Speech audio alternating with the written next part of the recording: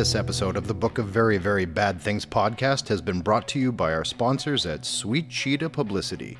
Sweet Cheetah is a PR collective that values people over profit. They put a different spin on public relations by working primarily with friends and using all profits to aid charitable organizations. With a roster that includes Jawbox, The New Amsterdams, Brainiac, Get Some, Funeral Date, Damian Dunn, and many more artists, record labels, and podcasts. Sweet Cheetah. That's a great PR cohort. You can find them on social media by simply searching Sweet Cheetah PR, and they'll be there. He's been Tim. I've been Peter, and Sweet Cheetah has been beautiful. It's been a long time. It's been over a year. And has it really? Yeah. And it feels like a month ago. I know it does, but so much has happened for you in that year. Like, I don't even know how we would start.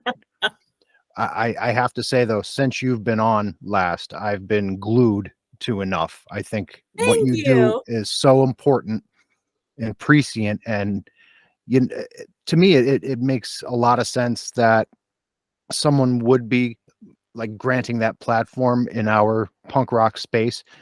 And I know there's some fanzines that have done it in the past, but I don't think anyone has really brought it to the fore in such a big way. First, I'd like to ask, how do you get people to actually come on? Is there like a lot of people waiting to talk to you at this point? Well, it's just like so many things with the podcast. It's like a positive that has like a negative attached to it, because we're always like, that was a really great episode, but you're like, great, because we're discussing everyone's trauma and like the worst thing that's ever happened to them. It's kind of the same with the guests. Like, we have been very lucky, knocking on all the wood, where we haven't really struggled too much with getting people on. Before the podcast ever started, my co-host Rich and I had talked about this. I knew him through a now ex-boyfriend who is actually the podcast editor. So it's the three of us. The two of them were best friends. That's how I met Rich. And he and I, he was up in Minneapolis at the time, and we would talk about this and talk about how like we were kind of like beacons for people, where we would just people we know kind of casually, acquaintances at festivals or just people online that, Facebook, Instagram, would come to us, would start talking about something, and then eventually would turn into the fact that they're like, hey, so this person assaulted me. Yeah. And it wasn't instantaneous. It wasn't, within 20 minutes of a conversation, but you develop a rapport with someone, even if you don't know them very well. And there's like a social media kind of screen blockade. Yeah. So he and I were always those people for other people. And so since the podcast started, which was, I think now about 2 years ago, I'm pretty sure, 2.5 at this point, we kind of had like a laundry list of people who we knew. And not all of those people have made it on as guests. A lot of them don't want to talk about this publicly. Some of them did. And then the more episodes we put out, the more people started to reach out to us through email, through our Instagram, and say, I have a story too. I would like to talk about my story, or I would like to talk about what it's like and what the process is. Because again, not everyone wants to go through. We've had more pre-interviews, which we do before pretty much every interview, than we have actual interviews. There are a whole laundry list of notes that I took and discarded of people's stories that never made it onto the actual podcast. I would imagine. And it would seem to me that being that sort of person, I'm the same way. For some reason, people love to open up to me. I couldn't tell you why. I feel like it's a pheromone or something. Like, it's something we have that people just like pick up on. Because I was like, I don't even really know you that well, but I'm happy to talk to you. But like, hello, stranger. Now I know all this stuff about your life. Okay. I was years ago when I was getting clean. I had a very poor therapist, a recovery therapist, who told me that I'd mentioned to him in passing, oh yeah, for some reason people love to open up to me. He said, oh, that's a weakness in you that they sense. BS. that was my last session with that particular gentleman, by the way. Yeah. But I would disagree. I would actually read that as someone sensing a strength in you and an openness that And they could, safety. and safety, that they could come to you and not be judged and be heard, and not, having you not interject yourself or presuppose yourself into their situation, like, oh yeah, Mhm. that happened to me too, and here's what happened, blah blah blah. I'm also 100% that person though. So like as soon as someone says something to me, I'm like, okay, here's my version, but it's my way of trying to say like, hey, we have common ground. Right. Person I barely know. Right, sure, but I mean, even that, like, if done in the proper way, Right. it doesn't seem intrusive or Right. sort of like a one-upsmanship. And I think you would have to come from a similar place in order for people to feel comfortable enough to open up. Have you found yourself within the context of these pre-interviews anyway, uh, uh, you know, building that reciprocity by sharing some of yourself with these folks? I think so. It kind of depends on the person. We're at the end of this month, we'll be at 50 episodes, which is awesome, but also mind blowing. Yeah. Because it seems like we just do, in a way, it's like we do the same one episode over and over again because it has the same structure, but it's very different because the guest is the kind of wild card in that our normal cocktail of what we do. Right. Um, but I think, it's just like any conversation with any person, there are some guests that like I kind of vibe with a little bit better. There's some that Rich vibes with a little bit better. There's some that both of us get along with really well. There's not really anyone we've had on that we don't get along with, obviously. But yes, I think that in the majority of those pre-interviews, there's the kind of the reason that we do them is to get people comfortable with us if they don't already know us, and to feel like they can info dump as much of their story as they want to. We don't have to talk about it on the actual podcast, but sometimes the lack of chronology of when you're talking about trauma, if I'm writing down some notes for you and then I present it to you in kind of in an outline that puts the things you talked about in a more sequential order, it might help as a guest to kind of see that and then feel more comfortable moving forward. Because otherwise you're explaining rapid fire thoughts and actions of how they've kind of settled within that part of your brain, the traumatic holding part of your brain. So I think the entirety of the pre-interview in the way that we do it is hopefully set up in a way where they do feel comfortable with us. We do kind of, for the strangers, the ones that we don't already know, that Rich isn't aware of, that I'm not friends with already, we do kind of try to come to some sort of common ground. And I do find myself, much more so than my co-host, interjecting my own personal, like, actually, that was like my favorite band in high school, kind of BS in there too, just to make people feel like, hey, we're on the same page. Like, there's something about us that, we may be strangers between screens, but we have music as the commonality. Yeah. And the probably the worst part of this for you, outside of having to dredge up your own trauma and empathizing with other people's trauma, you're taking that on. That has to be taxing at the very least. But you're also you're although names are not mentioned of the bands on the show, you're blowing up some people that we probably respected and enjoyed their music, and that shouldn't be a task. That should be the very simple part of it. But I would think some backlash occurs from their fandom, or has that is a kind word. really? There's been we've had two out of all the episodes we've done, there are two that are kind of the ones. And it was our very first episode and an episode that aired this year in July.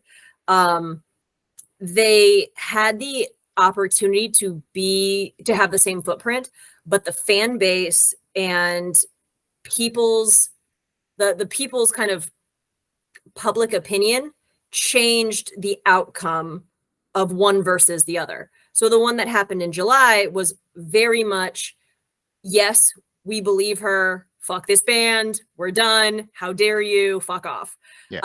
And quote unquote, luckily, again, one of those positive negative situations, the band removed themselves from social media almost instantaneously. Everything fell into a place in a way that made the survivor seem more believable, which is a terrible thing to say, but when you're dealing with the court of public opinion, you're going to, and especially when you have fans. And I feel like every niche of the arts has fans, obviously, but there's just something about punk music and hardcore music where, and it's so hokey to say this, but it's not just a hobby. It really is a way of life. Yep. The guy from Return of the Living Dead was right. This isn't just a costume. Yep. So it's so much more. It's like you're offending someone's family because, these lyrics mean everything. They've taken people out of dark places. Sharing a beer with a band member, has picked you up out of the dirt before. And so when you find out that these people are human and they fuck up just like everyone else, and they fucked up really bad. And if this was, I don't know, John Mayer or someone else, you'd be like, hey, fuck John Mayer. Yeah. But like, because it's the lead singer of XYZ band, you are on Reddit viciously fighting for them and making sure you wear your band t-shirts out to every festival so everyone knows you still support them or whatever. But it's very, I think it's probably similar to what some of the Hollywood actor fans are seeing, where people like Johnny Depp, great example. Yeah. Diehard Johnny Depp fans, they love him because he's a weirdo. He's always been a weirdo. He's played all the weirdo parts. He's the best. He would never, except we have evidence that he did. Yeah. There's plenty of evidence between both the US and the UK trials that he did. She also fucked up. There's some fuckery there. But like, is this a good person? What is your definition of good? I would probably say no. No. Would you want your daughter spending time with him? No. Probably not. So I think that's kind of the thing. And there's a it also depends on kind of what sect of the punk scene we're dealing with as well. It's not always punk music either. I mean, sometimes we're just talking about, like an indie band or whatever, yeah. Which is a little bit more foreign to me. So I don't really know the feel of their fan base the same way.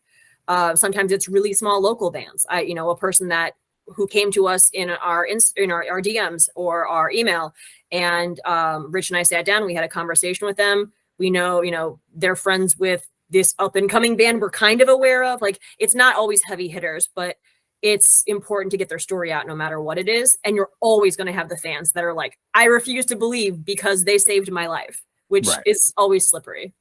But what fascinates me is the two heavy hitters in question. I'd known immediately who they were talking about. I think everyone did. And I think everyone else did too. But the first one, Crickets. Yeah. And that made me sick. I sold all of my records thereafter. But then the one that everyone knew who and what you were talking about. And it was, I remember I listened to it, and the next day it's in Spin magazine. Yeah. It's in Rolling Stone. I'm like, oh damn, like this is now it's talk about vindication.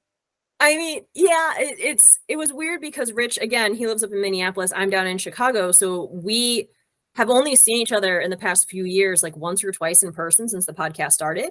And not just because of COVID, just because of distance. But he happened to be in Chicago. I think it was Thursday, the day we air on Wednesdays usually. And so I think it was either Thursday or Friday. I know it was the next day I had off. So I'm thinking it was a Friday, but he was meeting up with a friend. They were here for, I believe it was a wedding. And I met up with him in a neighborhood near mine, and we all kind of went out and they were drinking, and I was enjoying my non-alcoholic drinks. And we were at a dive bar that I absolutely love that races turtles on Friday. So it must have been Thursday because the turtle races were not going on. So we were at this little corner Chicago dive bar, one of my favorite haunts, turtle racing, just playing darts because it was a non-turtle night. And the next thing I know, Rich and his friends' phones go off, and they have like alerts set for things. I have too much anxiety to have an alert. I have no notifications. If you text me, I may answer. I don't know. I have to get to it in my time. Like, I'm highly caffeinated and I have a lot going on, so I'm sorry. So their phones start going off, and Rich, who's been drinking for the evening, and his friend who was also drinking start showing each other their phones. And then Rich turns to me and he goes, "We're in Us Weekly." And like the two of us are just like hugging, not because we're in it, but because the Survivor story has now made it. And Us Weekly is like, you know, gossip rag, but like that was right around the time with Us Weekly, and it was Revolver and Spin, like you said. It was just like after that moment, it was back to back to back, and they all started publishing. And so we had like this 30 minutes in the Turtle Bar where we're just like having a breakdown trying to play darts, and I'm like hopped up on Red Bull and he's like a little bit drunk on too many beers, and we're just like, what's even happening? Oh my god, they keep spelling the name of the, or stylizing the name of the podcast wrong, but that's okay. We're happy to be involved in any way. Now, does this amount to like an uptick in reader or listenership? Oh Jesus, yes. I would only imagine. Now, what does that spell for you then? With this bright light shone upon enough, marquee band, shown, the singer shown for who he is because of your show. What does that do for you guys as far as like optics, as far as you know, does the show have more sponsors now? How does that all come to pass? So we have only been doing like the basic ass paid advertising. So it went from, so at the time that the podcast was released into the world, which was 6 a.m., I believe, Central Time, on Wednesday, to the point where the band disabled their social media same day, but probably around 3 p.m. Central Time. We only had, between YouTube and Spotify or our podcast platforms, we only had about 100 to 120 listens. It was them disbanding that brought everyone to the podcast. And then it just kept going because it kept gaining more and more momentum. And so we ended up with like 55,000 and then 150,000 and just people streaming like crazy. And then we were the #1 podcast in music for a while, and that scared the shit out of me. So I disabled my Facebook, which has been disabled since July. And luckily we haven't really had too many like douchey DMs or anything on Instagram. Not that the guys have shown me anyway, because again, they know my anxiety. We've had one where the guy was just an absolute like turd. But other than that, it was pretty supportive. And the thing that I really always just kind of roll my eyes at, and we got kind of lumped in with this at this time, was the they're just doing this to make money kind of BS. And so that turdy guy that I mentioned, he brought that up in his message, and we got a little bit of that back on us. And I was like, we are making nothing. We are on Spotify. It's 0.0003 or what the hell ever. Like, we made like almost no money off of it, and we used all of that to get ourselves an LLC in case anyone tries to sue us. Like, right. we don't have a cash. We're not like, I mean, I live in a modest 1-bedroom in Chicago. I'm still here. It's not changing. We're not rolling in punk money. Sorry. As if that existed. Punk right. Money. But the money is whatever. Yeah. It's the fact that you're now proselytizing to a much larger gathering of humans. You're saving more people the pain of having to, not have a voice anyway. They may not be showing up on the show. They may not be speaking their truth publicly, but the fact that there's a forum out there that exists for people who suffered at the hands of musicians or of anyone else for that matter. Right. That's a comfort. I mean, I'm speaking from experience, I'm a survivor, and this is like, this is a big fucking deal. Well, I think from what we've noticed with certain episodes is we get a lot of attention funneled at that episode. And then the one that comes out after has a higher reach than normal. And then by the third one after, it's kind of going back down again. So it's the same as kind of any, YouTube clickbaity news article. Like, you got to keep the big names coming, but like, we're not really doing that. So it's out there more, but it's not like all of a sudden we have this tacked on multi-thousand, numeric following anymore. It kind of ups, ebbs and flows with the episodes. But as you stated, it did bring the podcast to a number of people. And especially with the July episode, we had so many emails come in when people figured out who it was from other women who had been assaulted by the same person. We had over 40 come in talking about either they had been assaulted or they were in the industry and watched him assault people at or after shows. So we spent probably 2 weeks or so after, and probably more honestly, after the podcast came out, just trying to respond and filter and see like, how are we going to handle this? Like, we can't just keep doing episodes hammering the shit out of this one dude. Like, but like, we need, these people want to talk. So how do we handle this? And ultimately, the survivor in that episode from this last July, is absolutely phenomenal. Her name's Christina, and she is a trained social worker. She calls it reformed, or I think recovering social work is how she refers to it.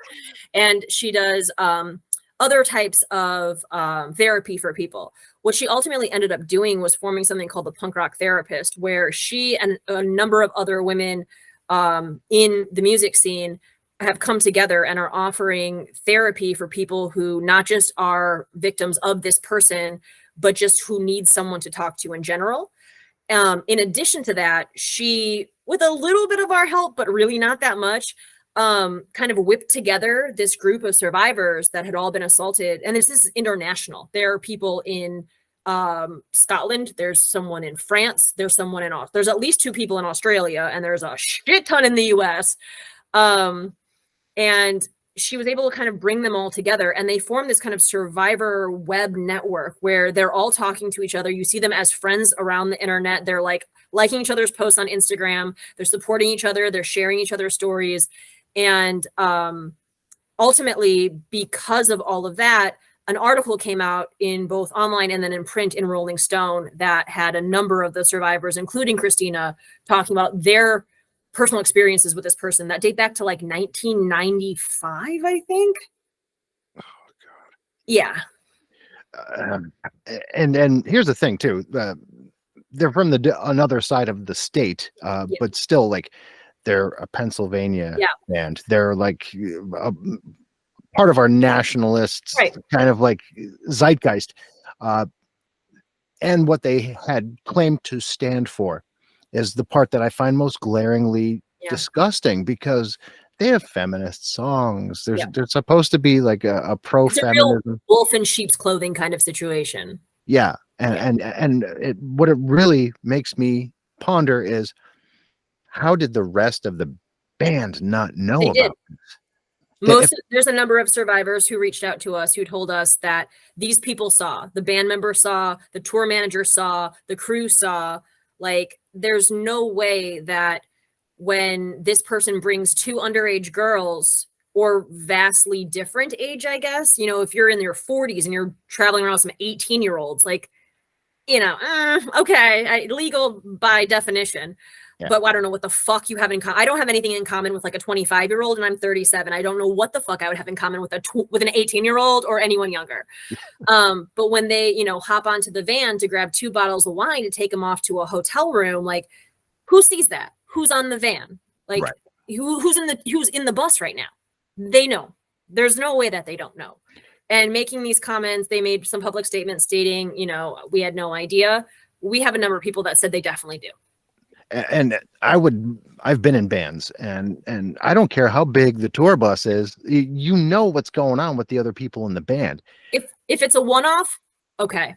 But if I have, let's say there were 40 messages, 30 of them were from people who were assaulted, 30 times, you caught 10 of those, you caught 5 of those, if everyone else is sleeping on the giant tour bus and you're getting a hotel room, and you stick around afterwards to come down off the stage and hit on girls, Yeah. Like, there's no way you don't. Stop lying. And how do you stay in the same orbit as a human being like that? I don't care how successful the machine is. I know in my heart of hearts that I couldn't possibly deal with something like that. I mean, I am a father, so there's that side of me, but still, even before I had kids, I would throw fists. That's part of my upbringing. You know what I mean? Like I will just swing on a person who does things Right. like that. It's the fact that they stayed in a band with him and you know kept it quiet. They're complicit. Yeah. They're they're as guilty. I so agree. so to save face, they distance themselves from said vocalist, and shut down social media, make Mhm. it look like we're just fading off into the distance. They're going to try and come back as a different band, either with someone else in his spot or something. Yeah. They're And there will going be to people who will support them solely based on the fact that they were in this band. ex I members mean, of. that's just kind of how it works, unfortunately. This is not like the Neurosis situation where you No. know what I mean, where like Yeah. the rest of the guys in Neurosis knew and put it to just halted the band and kept it quiet Yeah. because the singer's wife asked them to keep it Right. quiet. That's a different scenario. Right. Well, there was some of the survivors calling out the band members as of a year to 2 years ago on Instagram, saying things, tagging them. There's proof, there's screenshots saying like, maybe like, I don't remember what it was. I think it was an Amnesty International post. And one of the survivors tagged one of the band members and was like, why don't you take a look at your vocalist if you're so concerned about this? Yeah. Like this was not a situation. It's kind of like, I feel like so many of these situations are when you have someone who, a singer, or, someone who has like most band members do, or most creatives do, just a, exuberant front person kind of personality. It reminds me a lot of like a Harvey Weinstein situation where that person's making a lot of people some money, whether we're talking about punk or we're talking about like Capitol Records. I mean, a lot for whatever you're doing. I mean, punk is like a lot in a small scope, and then you're talking about like, Capital in a large scope. But if you're talking about like, these people and their success feeds themselves, feeds monetarily, feeds their ego, feeds the label, feeds the tour people, the crew. There's a number of people that are tied onto this band succeeding in whatever way they're looking to succeed. It's the same thing with a lot of what we've seen in Hollywood with the movies, and it was, Kevin Spacey, great example. Everyone knew there were shows like Difficult People used to make comments about Kevin Spacey hitting on kids, boys, young boys. And this was way before any of this came out. And then you look back and you're like, shit, they were trying to tell us this the entire time. But some people don't tell you. Some people just keep moving forward knowing it's this kind of weird whisper network secret where you just don't ever go one-on-one with this person and you'll stay safe. But we shouldn't have to have that in any aspect of our lives, no matter if it's music or art, or movies or just work, anything. I mean, there should be no, I'm not safe if I'm alone with, ever, ever. And I think the most disheartening part of all of it for me is I have been this champion for hardcore and punk my whole life. Like, right? We don't have groupies. That doesn't happen here. It fucking happens here. And it happens to the point that I could probably rattle off 15 very successful bands that are complete, that they have at least one ass hat in the band. And the fact that that ass hat was in the band with these other guys and they knew about it rendered them ass hats. So Right. you have to like face everything with a grain of salt now. Like my fandom is tempered by the misdeeds of others at this point, because my favorite band is Neurosis. They're even though the rest of the guys in the band are great dudes, it's sullied to me now. Right. And this particular band completely, like I sold all my records, I'm done with them, whatever. But now if I start to find myself taking a shine to another band, there's that part of me that wonders like, okay, what am I dealing with here? All I do is listen to podcasts now. I don't even listen to music anymore. Like there's like 3 bands that I know, and that everything else is just like safe. And then there's music, which is like, doesn't feel safe anymore the same way it used to. Cause I'm like, what am I stepping into? What research do I have to do to find out if I can buy your band t-shirt without having to throw it in the trash 8 months from now? Right. and the thing is, like, there have been, and I'm not going to mention names, but there have been artists on this show that I came to find later on, and it hasn't come out in public yet, but I know they've been up to some shit. Yeah. And how do I find out? Because people who are listeners Yeah. to the podcast Yeah. contact me and let me know, hey, listen, such and such who was on your show a year and a half, 2 years ago, who you seem to be buddy with, here's what they're really up to. Mm-hmm. And it's like, fuck, what do I got? What am I going to do? Do I delete the episode and act like I was never involved? I think that would be disingenuous, but it puts you in a situation where you lose faith in even wanting to be a part of a scene anymore. And that's the part that kind of tears at me. But I think what's worse is the fact that you have to march into combat emotionally every single time you do an episode of this podcast. How do you slough it off when all's said and done? Every episode, how do you clear the slate and find your chi again? Well, so in the first season, Rich and I were only doing interviews. And as I mentioned before, we do a pre-interview, usually with the guest. And then I take notes. I create kind of an outline, which again is like not very, tell us how you got into music. What's your name? Okay, tell us your story. Like, it's not super intensive. It just kind of tries to keep on track what may be out of chronological order because of trauma. And then after we record the actual episode, we'll say goodbye to the guest. And then Rich and I will sit on Zoom and we'll talk from anywhere between like 20 minutes to 2 hours, depending on what we need. Sometimes we talk about the episode and be like, shit, I can't believe like that. We knew the story from 2 weeks ago's pre-interview, but man, did that come out like way heavy when they discussed it all over again with us. Or sometimes we'll just talk about like, how's your kid? How's your life? How's work? Just to kind of almost reset.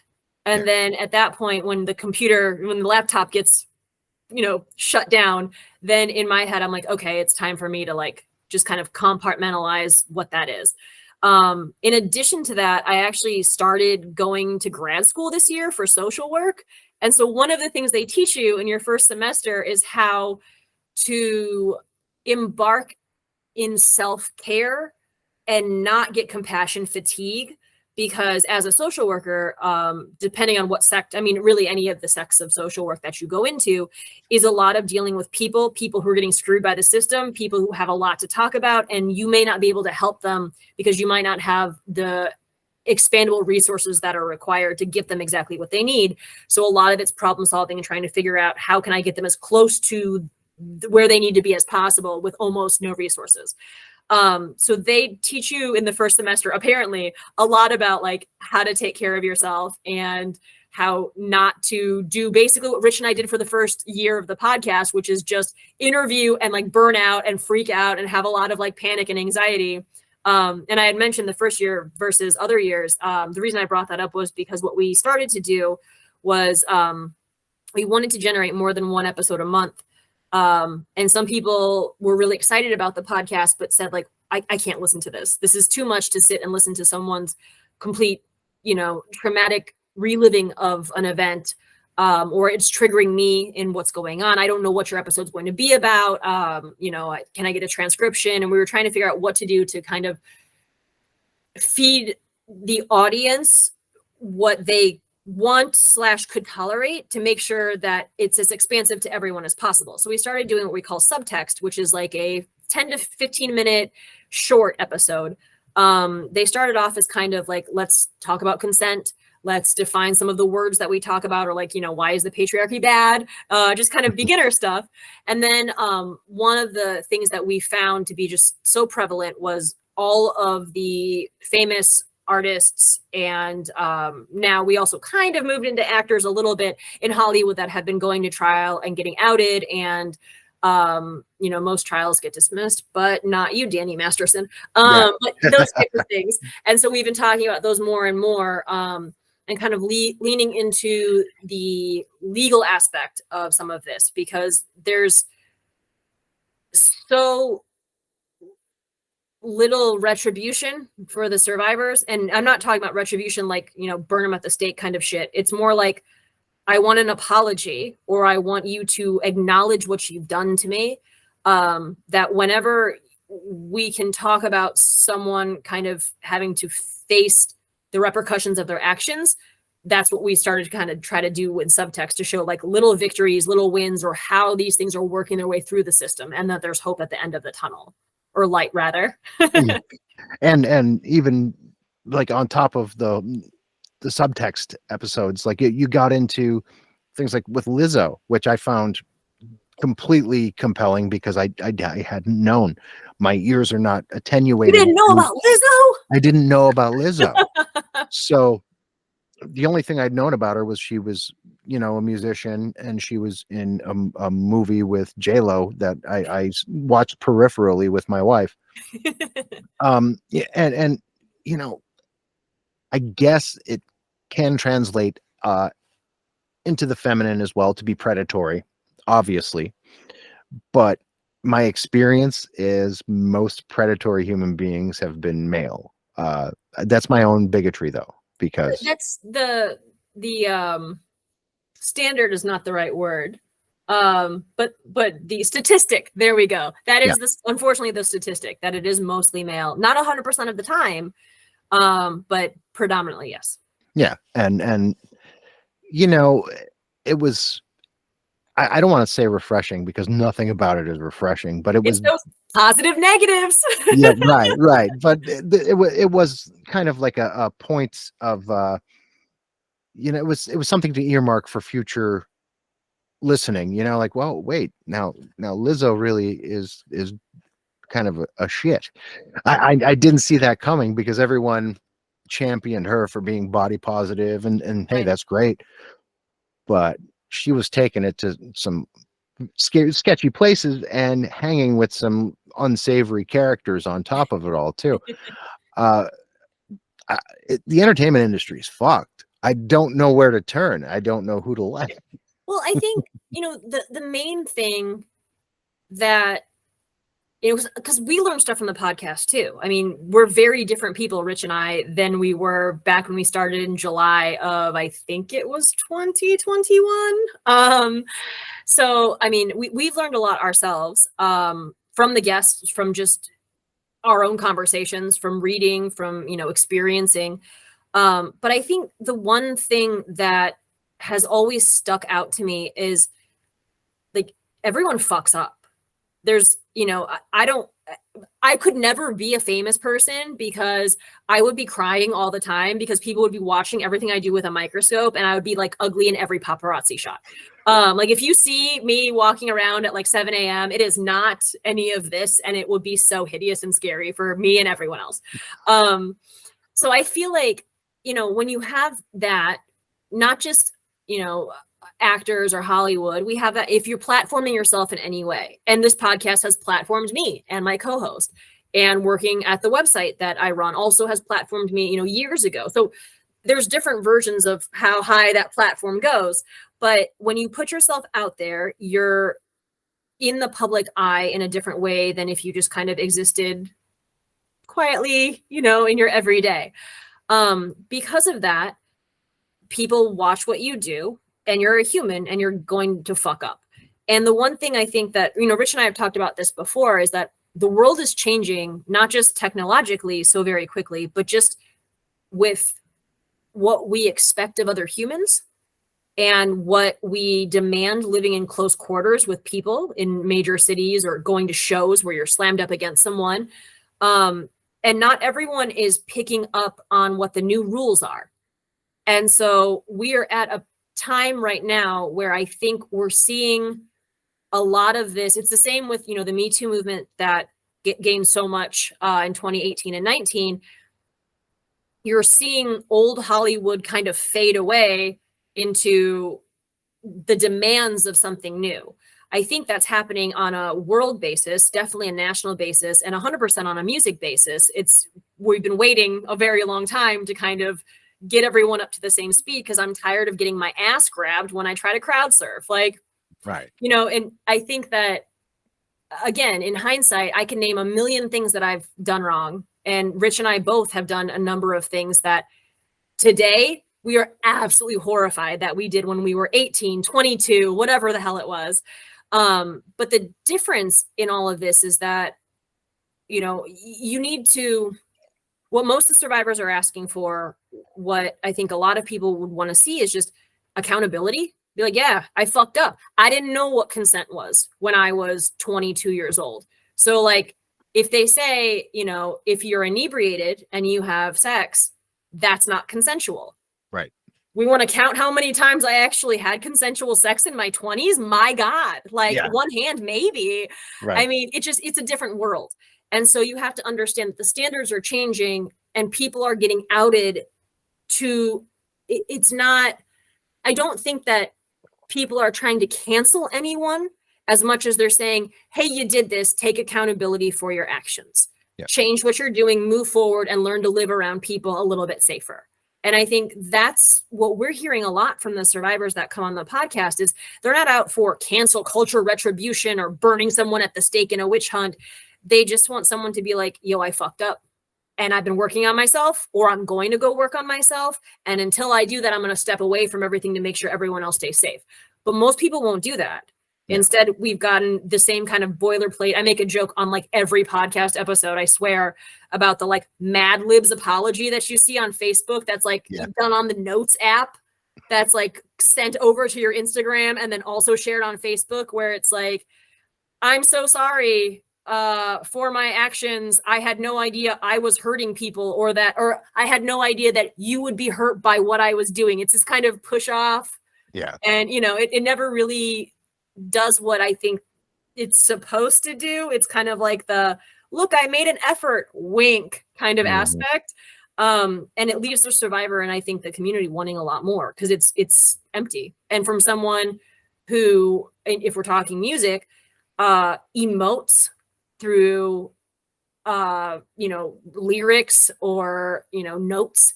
When you give something fake, the fans are hopefully going to be able to see it's that. Unfortunately, we have some people in the comments like, love you, bro, fan forever, fuck that bitch. But like, we're always going to get that. Yeah. But even if, and, you know, I do believe that, you know, these survivors, they don't want to burn anybody at the stake. I know that. But in my opinion, there has to be a tipping point where the apology or the you know, intention to change isn't enough. Right. And you know, I'm a very vengeful person, so I have I have my own ideas about justice. But you know, I could see if someone's acting like the way maybe a lot of young men did in their 20s, where, you know, you're not out and forcing yourself on people, but you're having a lot of partners and trying to be that alpha male conquistador. You know, a lot of guys go through that. I certainly indulged in behavior like that. I was a narcotics addict, and that's not an excuse. Right. It was a frail, depressed ego, Right. and that's all that comes from. So once I figured myself out, I didn't really feel the need to act like that anymore. But that behavior, it sucks. It's shitty behavior. But then there's beyond the pale, where, you know, it becomes forcing yourself upon people, grooming, and then moving into things with underage individuals. An apology, in my opinion, I don't think that's going to be enough. It's not just an apology, it's changed behavior. Right, but changing and my sticking point is this, and I only mention this as a conversation piece, really. Yeah. But I feel like if you're a chronic victimizer, that's not going away. Right. If you're someone who, you know, suffered from abuse yourself, and you're out and you're being overly sexualized because you were sexualized as a child, right. or you're a young guy who's got more testosterone than brain cells, you're going to want to dry hump everything within a 15-mile radius. Are you a creep? Yeah. Are you dangerous? Probably not. to me, there's a vast difference, and you can change one of those two people. I think the other is just you're either actively victimizing or you're not actively victimizing. I think putting people in a space like what we're brewing now in society, where it's just not acceptable anymore to act like that, that's a big step in keeping those people dry. Right. But they're always going to be looking for an angle, and that freaks me out. Well, I think that's correct. It's always going to be hard to come in as an outsider and distinguish, is this person, a 20-year-old Lothario drunk dude who just wants to, bang everything in sight? Yeah. Or is there something, more malicious brewing? So many of, the amount of people who have faced assault, sexual assault, by the time they hit, I think it's like early 20s or late teens, it's so high. And hurt people, for lack of, to pull on a very trite expression. Yeah. But that behavior, especially the younger you receive that, the more it's going to show up in your kind of everyday life. And you have to actively work to remove that as a mechanism of action.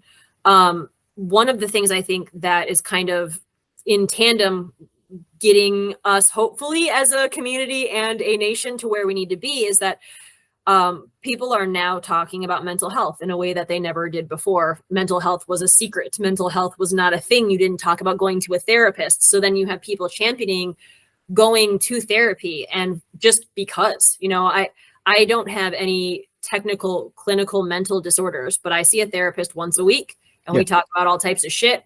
I got a lot of anxiety, but not enough for the DSM-5 to call me out on it.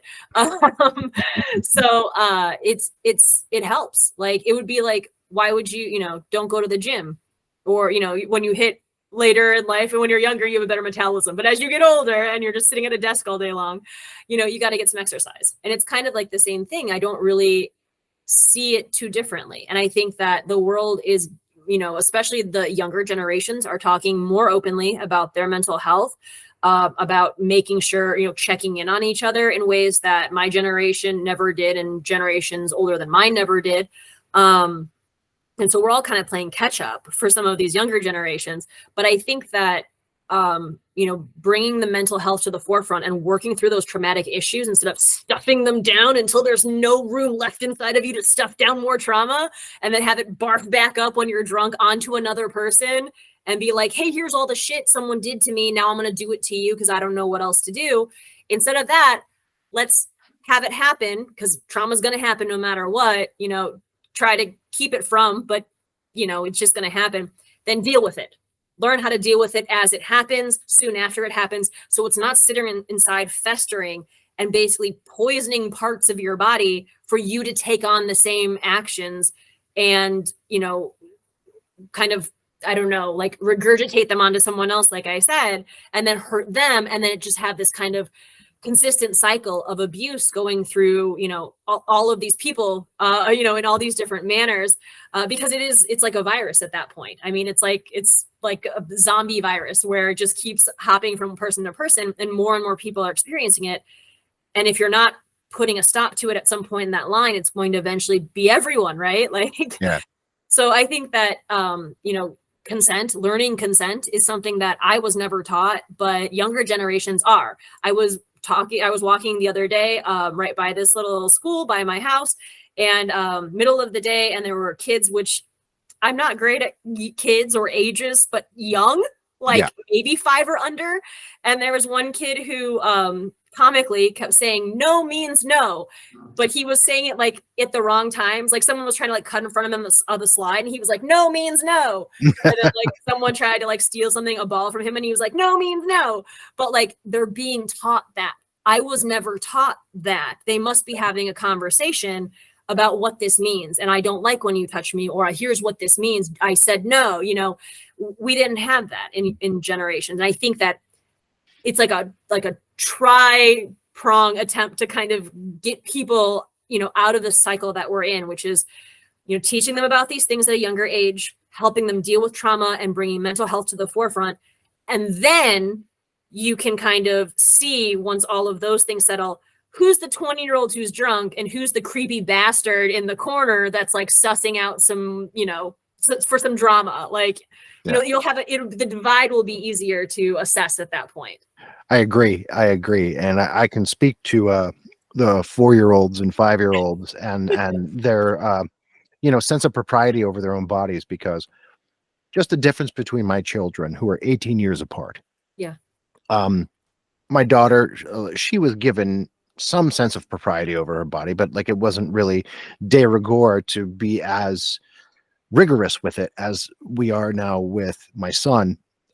We go to the doctor's office says, okay, we're going to touch you here. It's because we have to check you out. This is your space. Is it okay? Is this okay? And it's something that we've done around the house with him previous to that.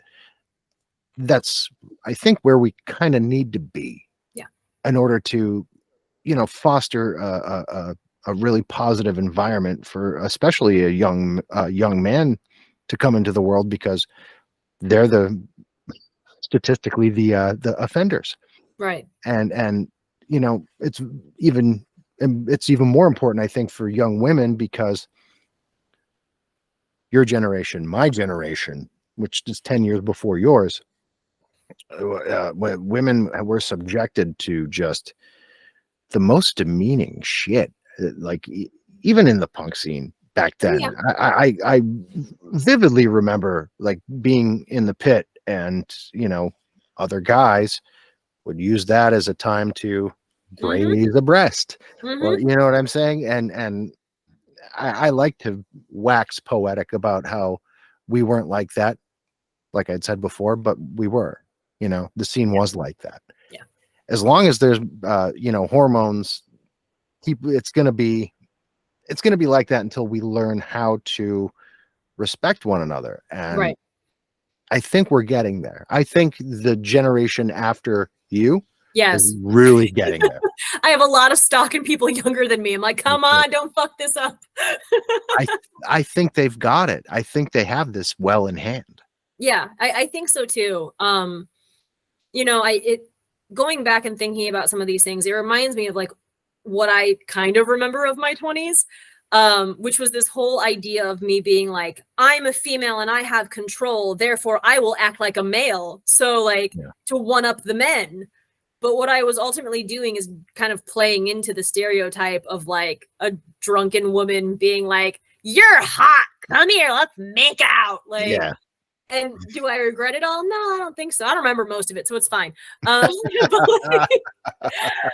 ultimately, like they're, no matter how, ahead of the times or the antithesis of the punk scene likes to think they are, we're the same as everybody else. If we were so fucking different, then why does everyone look exactly the same with their safety pins and their colored hair and their fucking jeans and their black band t-shirts? Like, everyone's just a human. We're not that different than anyone. No one at this point in time in 2023, no one's edgy or different. There's too much internet for anyone to be like their own person anymore. I mean, everyone kind of looks the same. Everyone kind of acts the same. Even the edgy people look like other edgy people. So I just think that there's what I wish I knew when I was younger was that what I thought I was doing, which was so different, was really just more of the same shit, that I was just kind of sinking further into the tone of the community at that point. And there were not that many women. There still aren't. So you're already kind of getting ogled, and if you are you're dating one person, and then you date someone else that knows that person, you're a slut. You sleep with everyone. You're like, well, that's 2 years of relationship over here, and this is a year and a half. But okay, whatever. So you already kind of get ostracized for that anyway. But I think some of the stuff that I was doing, I thought I was being edgy and really showing them, but it was just kind of more playing into the same BS. So I hope that the playing field on the genders no matter how many genders are we're including in that, because it's not just male and female. Not anymore. Um, Nope. no, I want all of that to be leveled. I mean, Yeah. the thing that I wish that people would be able to see, and it took me, I feel like I kind of felt like this before, but to vocalize it, it took me into my like mid-30s, but like everyone's just a person. Yeah. You know, when we're talking about pronouns and someone's like, I prefer they, them pronouns. Okay. I don't think of people as like a he or a she normally. It's just, you're Peter. I think of all these things when I think of Peter. And I feel like that for most people. And like, if there's an aspect of someone's personality that they want to change it. It's your personality. It's your life. Change it. You know, do what you're going to do. Yeah, it's malleable. And that's, I think, again, I want to reiterate that the generation after us really have it in hand. When I say there's more than two genders, and you say that and I say not anymore. Mm-hmm. That's actually not true. There always were. Right. But now it's finally being represented properly. It's represented properly. And that modicum of fear, I think, has been stripped away. Should you still be afraid? Probably, because there's a lot of psychopaths out there, but I think they're dying off. They're dinosaurs. Yeah. Not all of them, unfortunately. There's still a lot of like straight white male Republican douchebags. Even in our scene. Oh, 100%. Yeah. You know, but their stranglehold over you know, the country at large is dying away. Right. And that's why they're afraid, and that's why they're becoming so emboldened to action, because they realize their time in the sun has come and gone. Well, I also think it's interesting when you have the people that are so far on one side of the spectrum, and this is not political, this is just, you know, one versus the other, here versus there. And you have those people are so hell-bent, heels dug in about whatever it is that they believe in. And then you have the opposition side. We can use pronouns, for example. You know, there are people who are like, say what they want their pronouns to be. You don't get them wrong. You know, do this. This is important. And here's all the reasons why. Makes sense to me. Then there's the opposite side. Two genders. At birth, you were, therefore, I will call you a, I don't care what you think, you can't change, you know, trans doesn't exist, all of that. You have those two sides and they will consistently combat each other. Yeah. It's the same with the podcast. It's the same with assault. You know, there are people who are just hell-bent on this band or, you know, fuck this band. And then there's all the people in the middle who have not taken a stand or haven't taken a hard stand. Those are the people that you want to be able to have the intelligent, informational-based conversations with, because they may just be too overloaded to think about these things. I mean, think of all the shit that's going on today. Oh, yeah. I mean, people don't really have a lot of time if it's not an issue that is directly imperative to their life or the life of their loved ones in their close circle and community. They just are like, yeah, I'll, you know, some other time. And they don't get to it. So if you can get to those people and teach them why it's important to care about other people and why this subject matter, whatever it may be, is important to other people and how it helps them get through the day, then you're going to move all of those middle ground people to one side or the other, and the other side is going to be lessened almost completely, besides those die-hard dinosaurs like you were talking about.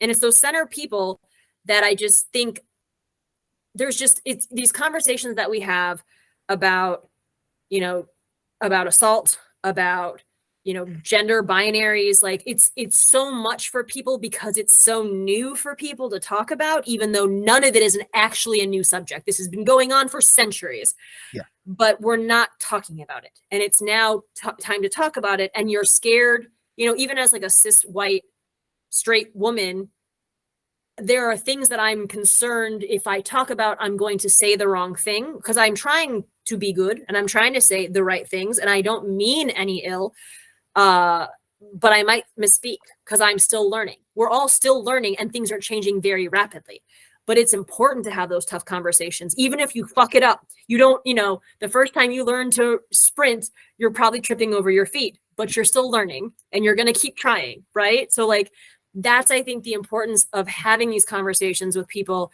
in just as much of a low tone as you possibly can, which I'm not great. I'm a little too sassy most of the time, but because some people just don't have, the time to sit and learn themselves. They need someone to kind of feed it to them, just because their bandwidth is so short because of whatever they're dealing with whatever's going on in the world. But they need to hear it. Everyone needs to kind of know where we're moving as a country and why it's important to be moving in that direction and how it hurts if we don't do so. And I think that a lot of the fear that, comes from us trying to, be allies and speak, a lot of that comes from not because they're bullies in these different microcosms of humanity. That's not the case at all. It's because we want to be better allies. Right. And I think, I've found in my dealings with people across the diaspora of sexual identity that your best bet is just to ask. Mm-hmm. Now, I got yelled at online for that. Not that I was going to say the internet will come after you, and they have. Where you're talking openly on like a podcast, for example, and they have. Say the wrong thing. They have come for me because I posited just that. Why not just ask? Because you'll hurt someone's feelings, and then a bunch of people who are in those communities came to my rescue, who I know, because they're like, no, we're the ones who told Peter he can ask. Right. Are you really hurting anyone by just simply saying, hey, help me out? What does this mean? Because I'm a cis white male from Nowheresville, Pennsylvania. It's surprising I have all my teeth. Can you just throw a guy a lifeline, and then I'll be able to get up to your level, and then we're all square. I think that's the best bet, and just to be open enough to try to come to people and say, please educate me, because I want to be of service. Right. That's the most important thing. You don't have to be studied on it. You don't have to know all of the different gender identities, as long as you care enough to learn. And that's the point I think I'd like to make to the world. Don't engrave it on my headstone, because I'm not going to have one. But outside of all that, the podcast, everything else, what's been kind of like, moving you in the right direction in life now? Well, I'm in grad school, like I said, so that moves me for 15 straight weeks towards finals, which just ended. So thank God. That moved me for 4 months going into a direction. Hopefully it's the right one. Yeah. Other than that, music is still part of my life. I still want to get out there more than I am. I'm slowly dipping a toe back in. COVID really fucked me over, like mentally. Therapy. But just because it scared me, not just because of the health aspect, but to see how many people didn't give a shit about other people in their community.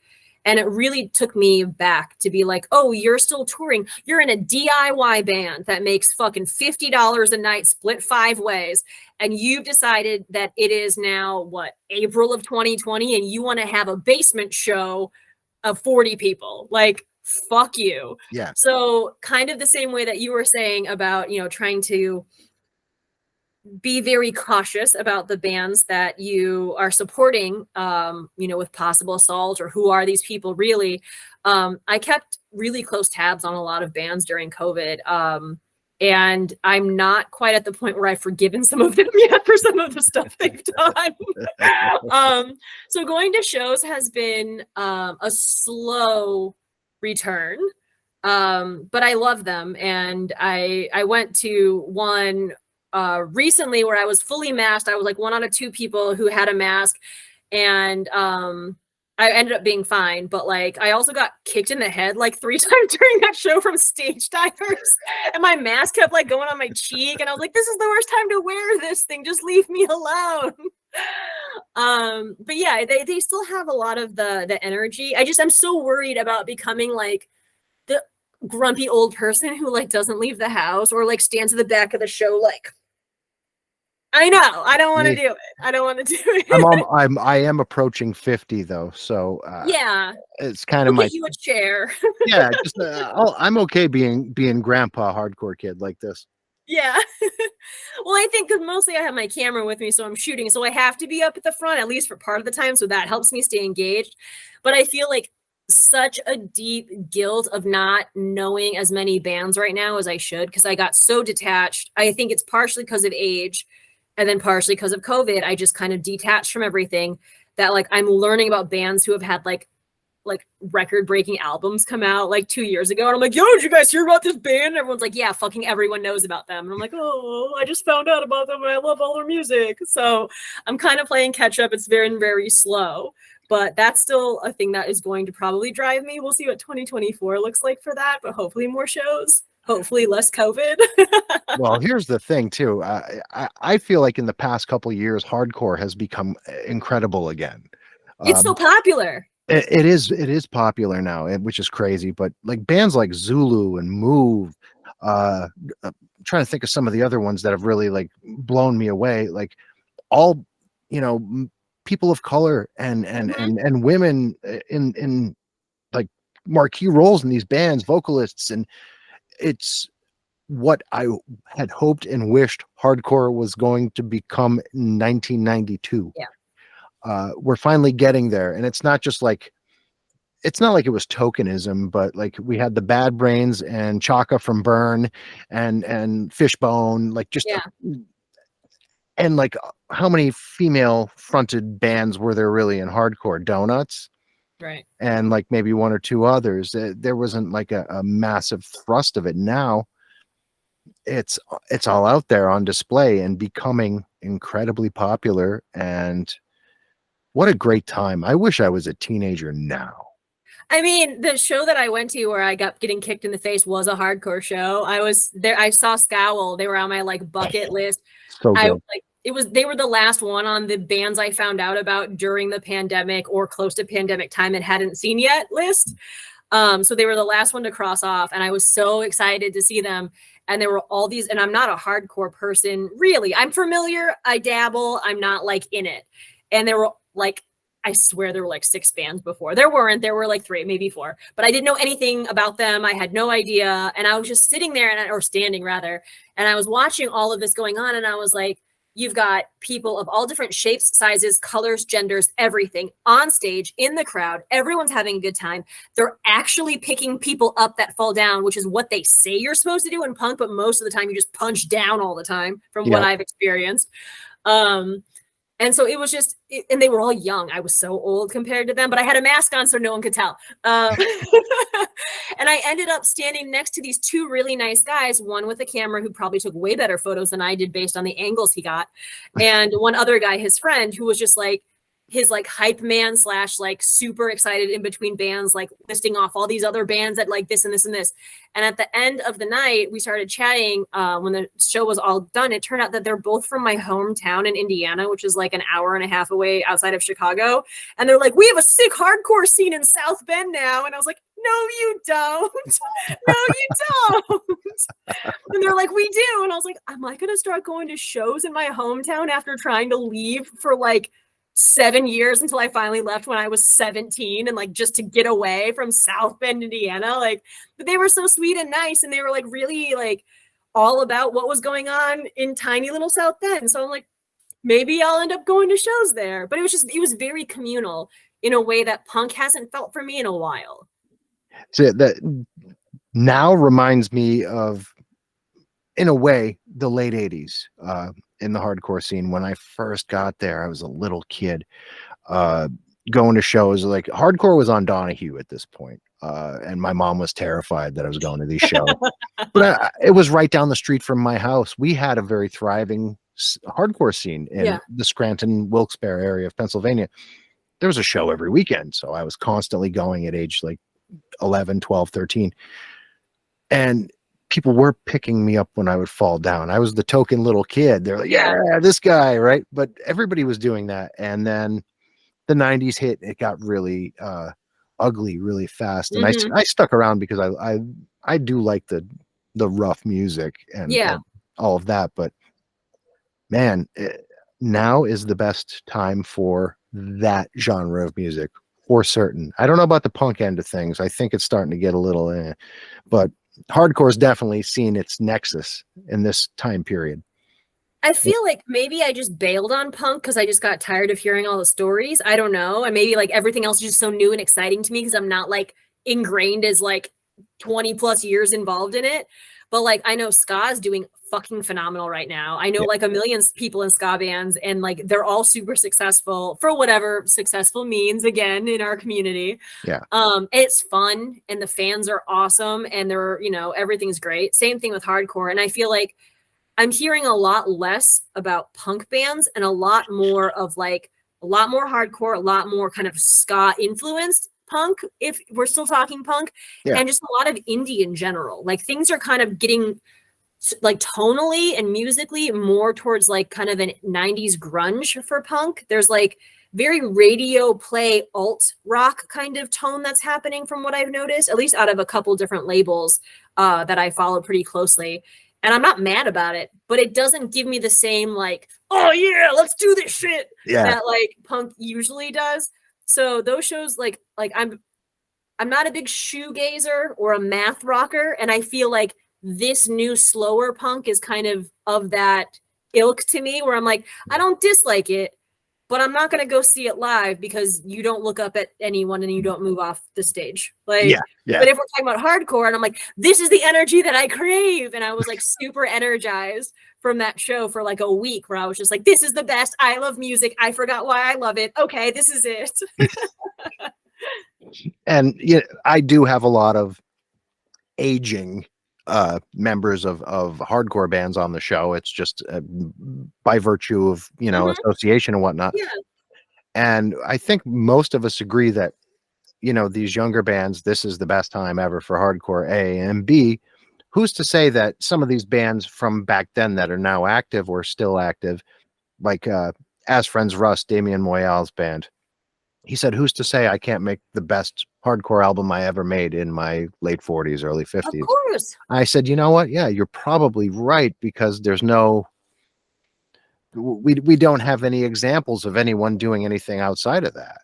You know? And there's other people that are who aged with you, who are of your age or close to it, who are going to, you know, more closely understand lyrics that you'd come up with than an 18-year-old who's, you know, jumping around on stage talking about 18-year-old things. Like, you know, there's definitely a market for any of that. And I think having the genre kind of up its game, just gives the more well-worn members of that community a little run for their money. So now you got to work a little bit harder. You're going to get a little bit more like ammo in there when you're going to write something, which I think is great.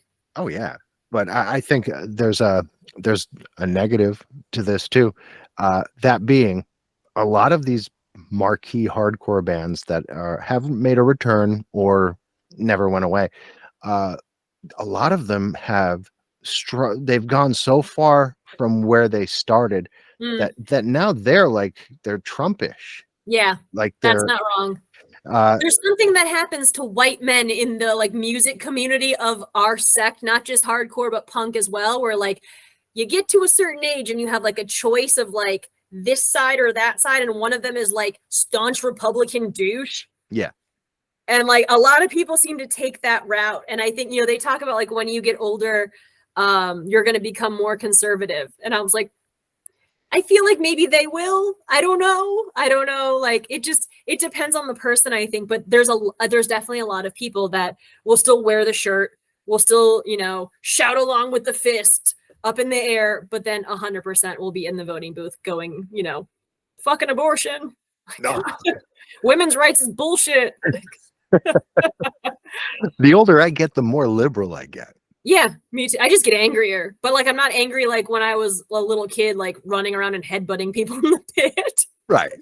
But having been raised by two very, very liberal parents, I was always I don't have like any good feelings toward conservatism by any stretch. So that's where I luck out. But this trend of the Fox Newsification of old hardcore guys has become so disconcerting that I'm not throwing all my records away, but I'm certainly not wearing the t-shirts anymore in public.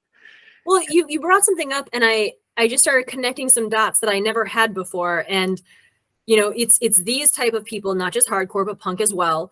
Usually these type of fans that are the ones that are like, she's lying, she's just searching for money. And you're also anti-abortion or anti-women's rights.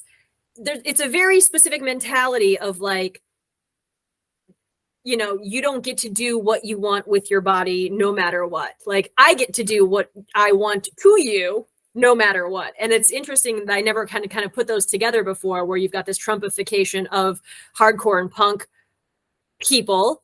And those are also usually the people that are like, I think she's a bitch and she's trying to scam them for cash. You're like, But they're vegans. Interesting. But they're vegans. Well, the animals are different. Yeah. Oh, no. Don't. Everyone comes up with their own logic. Don't touch that animal, but rape away. Yeah. Rape away, but don't get an abortion. No rights. She has no rights, but that cow. And this is coming from someone who doesn't eat meat, by the way. So I'm not just like shitting on a cow like that. Be nice to the cows, everyone. Yeah, please don't eat anything animal based, for the love of God. But well, way to ruin, like, probably with one specific human being from a pretty influential hardcore band. Way to ruin like almost 45 years of history. Like, brought the genre to a different level, going on tours with these like massive metal bands, and putting such optics on hardcore back in the 80s. And now you're writing books about how people who eat meat are pussies, and and you're like telling people not to get vaccinated because it's altering your DNA, and they're putting trackers in your bloodstream for George Soros or whatever the fuck he's afraid of. Like, whoa, man. It's these type of situations where, as an aspiring social worker, I'm like, what happened to you? I want to help, but I also just want to figure it out for me. Like, let's go back here and figure out what the fuck went wrong here. Because there's something, like, I'm very much like, the older I get, like we were talking about, I'm definitely not getting any more conservative. I think, if anything, the thing that I've noticed is pretty much like you let me do what I'm going to do as long as I don't hurt anyone. You do whatever the hell you want to do as long as you don't hurt anyone. Don't talk to me about my shit. I'll leave you alone about your shit. Let's just keep moving forward as people. Like, leave me alone. I'm going to live my life. And I think that's kind of what I've been getting as I'm older. And I wish that everyone else was there too. But it seems like, as we talked about, you've got one side, you got the middle ground, and then you've got the people who are like, here's all the reasons why you're wrong as a human. Okay, number one. Okay, sure. it's the people in the middle I'm actually the most terrified for, because that swing vote is getting weirder and weirder. I think that you're in a swing state, so you must worry about those things more than most. Oh my God, do I worry? I thought this state was just like Democrat heaven. It's a beautiful state, like map wise. Sure. It's yeah. And it's basically Pittsburgh, Philadelphia with Kentucky in between. Right. But the fact is growing up, I barely knew anyone who voted Republican or thought Ronald Reagan was a good idea back in the 80s. Like, all of our dads were in unions, and they all were basically socialists, whether they knew it or not, because union's a very socialist thing. I'm a union member. I know it. But we all voted Democrat. We all posted the signs in our front yards, and we thought we were doing the right thing. And what scares me now is a guy from my state, who's our Democrat president, is funding a genocide in the Gaza Strip, and I'm just like, oh God, where do I turn? It's so hard, and it's not like, as we talked about, you had mentioned you being, wild and rambunctious in your youth and also on narcotics, but that's not an excuse. I feel like it's kind of the same for the generations, right? Where you're like, well, he was, union made. He understands the working class. He really gets what like America blue collar is all about. However, he is in his 80s and he has made some very bad choices because the times, but also now there's not much you can do for this one. Like American politics is screwed up no matter what. And I feel like no matter which party line you're on, the president would be okay with what, or not okay, would be co-signing what's going on right now in regards to the genocide because there's politics involved. It goes beyond, like, he's unfortunately doing a job, and that job does not represent who he is as a person or his upbringing. And I feel like that's true for the majority. Certain people, you know, there's some others that are doing a job and also just giant douchebags anyway. So, and maybe they'll go to jail soon, but I don't know. He's a slippery one. He is, but it doesn't matter. Like even with the genocide, I'm still finding myself like I'm still not going to vote for fucking Trump. It's just that's not happening. It's so scary that it's coming down to a repeat of two men who can barely keep from shitting their pants. When are we going to get over this idea that octogenarian millionaire Caucasian wasps should be running this country? When is that going to go? Like, can we just dispense with that and say, listen, after the age of maybe like 60, you're done, man. Yeah. You don't need to be in there. I've seen it a million times online. If people in their 70s and older are deemed unfit to be in the working world because of their mental health or their physical health, then why are they running the country? It doesn't make any sense. And also, like, you have people who are leading major branches of our government who were not only alive, but I believe on the wrong side of segregation. Mm-hmm. And we're on the wrong side of the civil rights movement. I mean, they're not only alive during that time, they were actively fighting to suppress people of color from being able, once again, to exist as human beings. Yeah, that's all. Like, basic I don't understand why this is so hard for people. You are shaped like a human, no matter what that shape is. You deserve rights. That's how it's supposed to work. They're for humans. It says so in the title. You get all of them basically being a human, and no one should take those from you, no matter what age or race or, you know, ability or disability or whatever. It's you, a person. Here are your rights.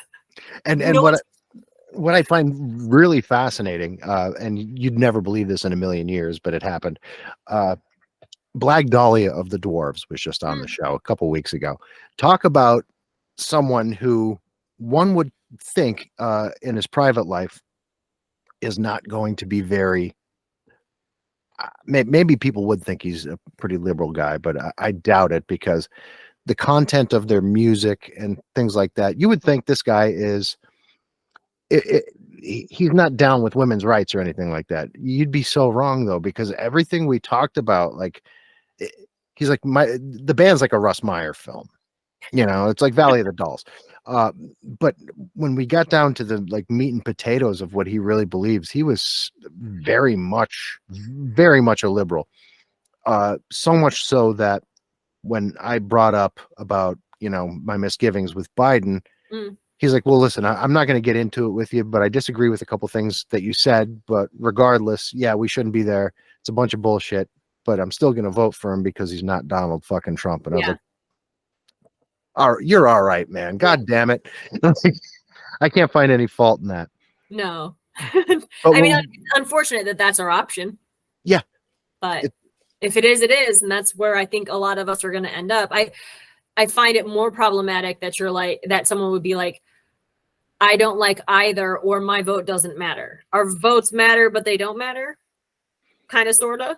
I mean, it's a process. And the thing that I've talked to some of my coworkers about who are not white, they have talked to me about how while so many of us feel like our votes don't matter, the popular vote just doesn't do what you think a popular vote should do.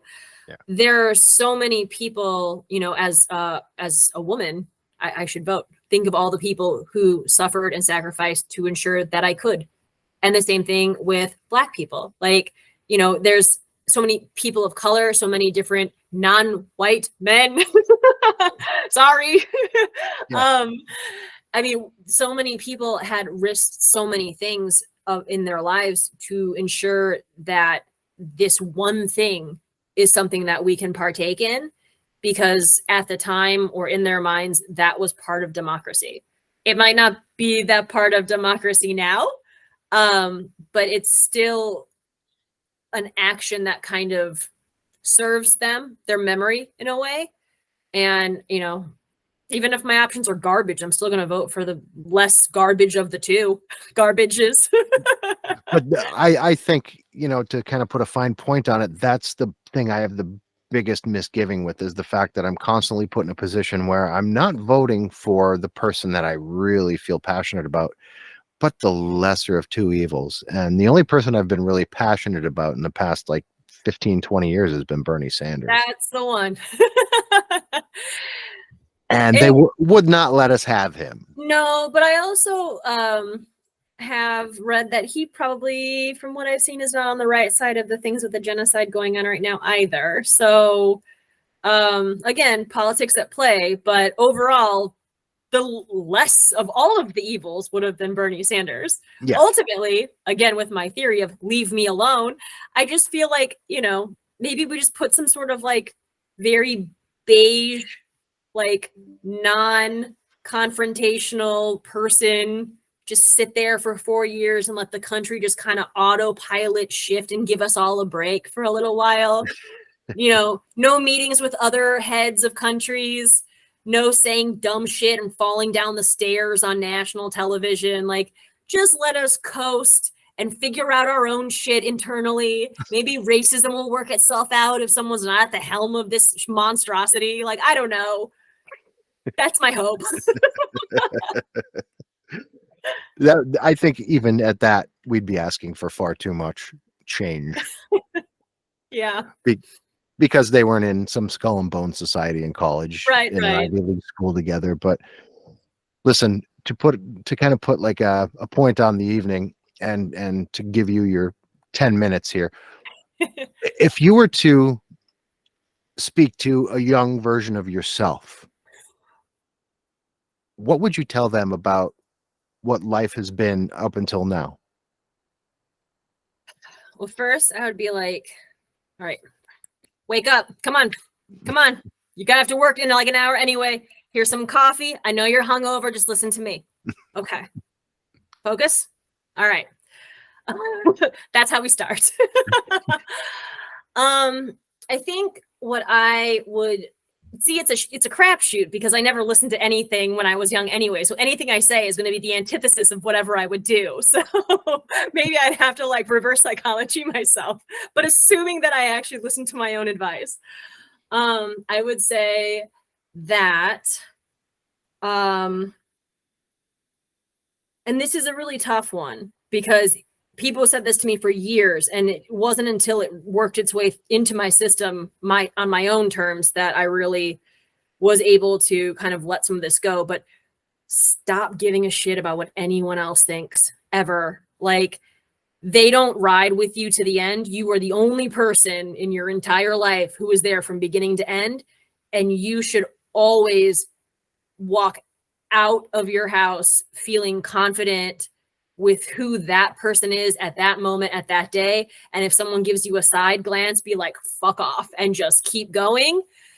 But it took me a very long time to realize that. And I still, you know, you still get dents in the armor when you prepare for war every day, going out into the public, and no matter what you do as your job or, you know, out just in general. And that it's still, you know, it's still, there's dents that happen, but it's not the same that it used to be. It used to be like a crippling anxiety of thinking about like what other people thought of me all the time. And like, they probably weren't even thinking about me. If they were, maybe it was positive, maybe it wasn't. Fuck them. Doesn't matter. So I think that's one of the things. The other thing is just to jump. Like, there's a lot of times where I did a lot of things that were very very 20 years, just very, I'm in my 20s. I'm just going to fucking do it. And there are times where some things that were not as flippant, I was really reserved about. And, even like going to grad school, I mean, I wanted to do this for years. And I was like, I don't know what I'll do. And what am I even going to do with this? And what if I don't have enough money? And what if I ruin my entire life? And the what ifs get me caught in kind of like an analysis paralysis where I don't move. And I feel like I've missed out on things, or I'm playing catch up on what could have been myself. Again, don't compare yourself to yourself, because that's also very slippery. But I think, just jump. I mean, so many people are scared to make those kind of moves, even if they're big or small or anything. And, I have a genetic propensity for catastrophizing every situation. Thanks, Mom. It usually turns out fine. And if it doesn't, it's a learning experience. And there are people there, every person has someone in their life that is a support system. Whether you realize it or you don't, you have fans. And leaning into that when you need it is also probably a thing, that I didn't do. I can do this by myself, no matter what. I don't need anyone. And starting to kind of understand who was in my close support circle and who was always going to be there really helped out. And all of these things are things I came to in like the last 5 years or less. So 20-year-old me would be like, I don't know what you're even talking about. I'm just trying to drink. I think at the time it was probably rum and Coke, something disgusting. And just wear thigh high boots and a ripped up band t-shirt and just hang out in LA. I don't even know why you're talking to me, old wrinkly lady, but maybe she would listen. I don't know. I don't think any of us would listen to the older version of ourselves. I personally would have made fun of this version of myself. I think so for me too. I was young and much better looking. I would have been like, look at this bloated fucking bald guy. You go anywhere, you fucking boomer or whatever. Right. But, that kid's a dick anyway. Yeah. But those are the people that became these people. So, we stand on their shoulders. I'm still standing on that little bastard's shoulders. But listen, it's been a lot of fun watching your journey from the last time we spoke. Well, thank you. And I hope that you see exponentially more of the successful aspects of this and less of the combative for the future. Well, as long as I keep my Facebook off, I feel like that's probably going to happen. Deactivate. I'm right behind you. I need to do the same, but it's been a lot of fun. Let's do this again in a year and catch up. Yeah, that would be great. I would love to. Awesome. Good to see you again, Kendra. Yeah, you too. Thank you so much. Thank you. Yeah. Bye-bye now. Bye.